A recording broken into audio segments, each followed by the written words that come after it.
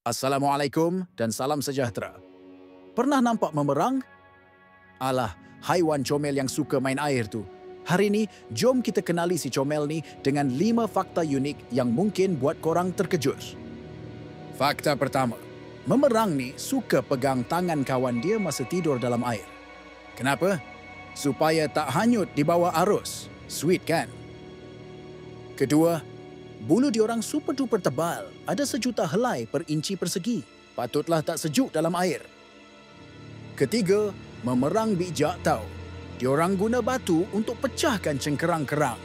Macam chef guna tukul. Keempat, diorang ni amphibious juga. Boleh hidup kat darat dan dalam air. Rumah dua alam. Kelima, memerang boleh tahan nafas sampai 8 minit dalam air. Hebat kan? Jadi, memerang ni memang unik dan comel. Jom kita sama-sama jaga alam sekitar supaya memerang dan haiwan lain terus ada untuk kita kenali.